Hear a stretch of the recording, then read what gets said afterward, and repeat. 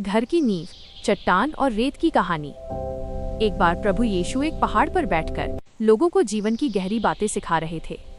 उन्होंने अपनी बात को समझाने के लिए दो घर बनाने वालों का उदाहरण दिया।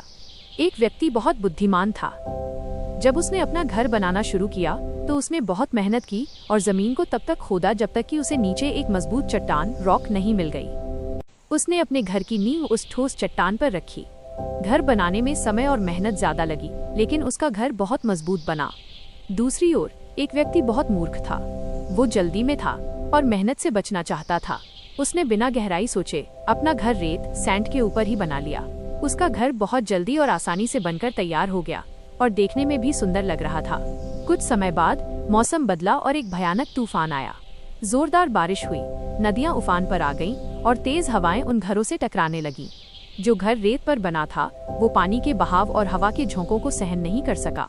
रेत खिसक गई और वो घर बड़े धमाके के साथ गिरकर मलबे में बदल गया। उसका सब कुछ बर्बाद हो गया। लेकिन जो घर चट्टान पर बना था उस पर भी वही तूफान और वही बारिश आई। लहरें उससे टकराईं और हवाएं उसे हिलाने की कोशिश करती रहीं, लेकिन वो घर अपनी जगह से टस से मस नहीं हुआ। वो स्थिर खड़ा रहा क्योंकि उसकी नींव गहरी और मजबूत चट्टान पर थी। कहानी का गहरा अर्थ।